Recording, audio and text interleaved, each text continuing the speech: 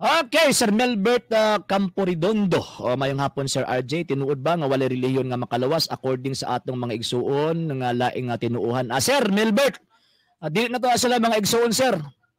Kanang mao mga tawhana anak na sa liking kawayan. Dili na anak sa Iglesia Katolika.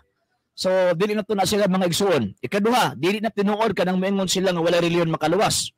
Nga naman, tungod kay kumingon sila nga wala reliyon makalawas, ilang giangin si Kristo nga manuluwas kay nagtukod og reliyon. So di na tinuod. Ikatulo, ang Kristo nagtukod og iyang kaugalingong reliyon kay ang iyang purpose 1 Timothy chapter 2 verse 4 mao man ang kaluwasan sa mga tao. So ang tanang musulod ni ining maong gitawag iglesia sumala pa ni Ginoong Kristo sa Juan kapitulo 10 bersikulo 9 maluwas. So buti pasabot si Kristo nagtukod og reliyon aron ang tao gitawag og maluwas. So kung mingon ta nga wala reliyon makaluwas atong giinsulto si Kristo. Atong gibugal-bugalan si Kristo og wa na tuuhin si Kristo nga ato ang gitawag og manluluwas.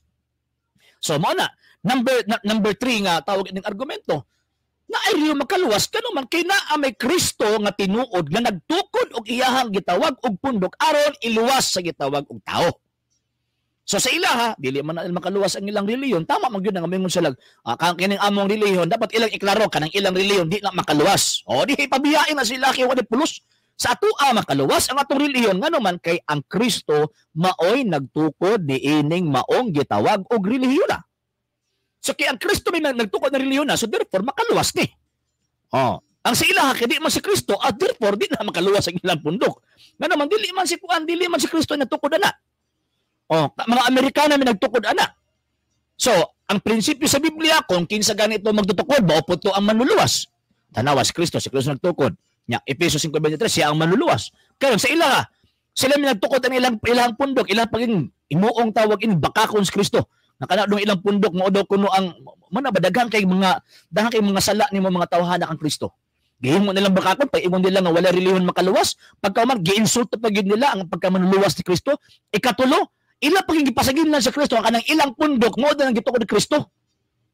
Ilang gipakaon ni Kristo ang tawag ining kuan ang ilang pundok nga ilang gitukod. So, di na tinuod, Sir Melbert Camporidondo. Okay, ayaw biya mong kalimutan sa pag-like, share, follow sa ito ang Facebook pages. RJ Horulan Sano II TV Apuleha Puntargumento. Kining ato ang Kuya Apologist TV. Ug usab sa pag-subscribe sa ito ang mga YouTube channels. Dalay Catholic Apologist International Official. Ang atong RJ Sano II TV.